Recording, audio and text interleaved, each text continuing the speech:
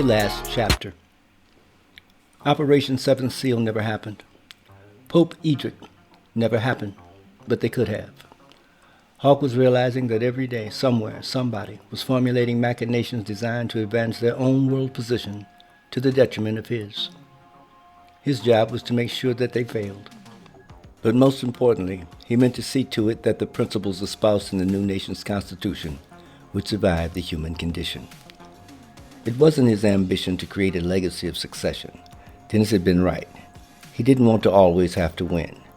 He'd remain in a position of leadership until such time as he felt he could safely transfer power to the people's choice. What he'd do after that remained to be seen. Given the circumstances of Glory's death, it was super ironic that the demise of the president, along with his senior cabinet, would also be reported as a freak accident. Their deaths were attributed to hypoxia, a condition resulting from the lack of oxygen in body tissues. As the story went, the jumbo jet's air filtration system had malfunctioned, causing the oxygen supply to shut down. The continuity of the UCC government went into flux because the church charter had no articles addressing the chain of succession. In an attempt to show unity, Nell Everhart, who hadn't been seen publicly in years, made a satellite appearance alongside the UCC vice president to plead for peace between UCC factions and the DSRC. After his dream about the trains had come true, he stayed in the hospital a couple of more days. When Dennis finally got out, Hawk assigned him to a detail that oversaw arriving inmates. It was an easy gig. He was part of a team that provided guidance to the proper departments when high-profile inmates arrived. He mostly drank sweet tea and perused nudie magazines. Then, one day, a particular group of men was brought in. The thing that stood them apart was that they were all Eastern Bloc natives. They'd all been intercepted at the Canadian border with 2 tractor trailers packed to bursting with Mexicans. They'd been charged with human trafficking. No one noticed when Dennis entered the segregated pod where the men were being held. When the sound of sustained gunfire drew security forces to the area, they found Dennis kneeling in the center of the room with his hands behind his head. Bodies lay strewn all around him, limbs akimbo, like macabre marionettes. He was never convicted of the crime. Because the accused smuggler's victims had been Mexican, the matter had been adjudicated in the Mayan courts.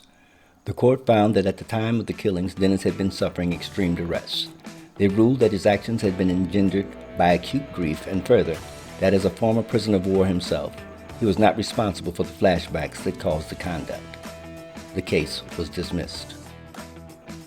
There had been no flashbacks, and although it was true that he'd been under duress, Dennis knew exactly what he was doing when he killed those men.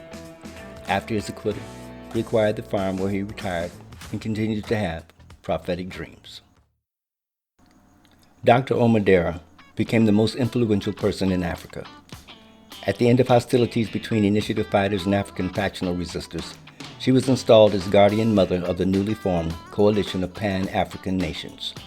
Her office had the last word regarding any foreign business involvement anywhere on the continent.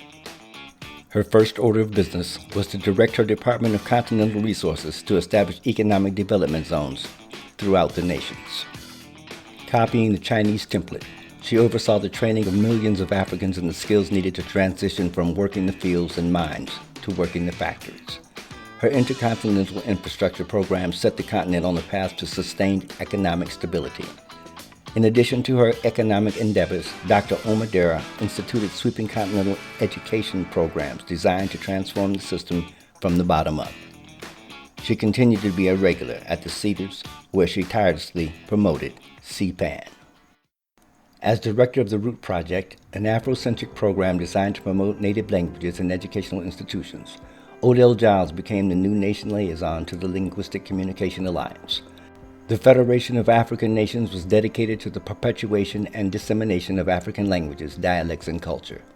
Giles eventually moved to Ethiopia and became fluent in Oromo, Swahili, Kikongo, and Tislibelia. For his contributions to the sovereignty effort, Luis Reyes walked out of the penitentiary at Pelican Bay as a full bird colonel in the new nation army. He was sworn in as commander of Fort Zapata, a base built for training Latinx and former bangers for the nation's defense.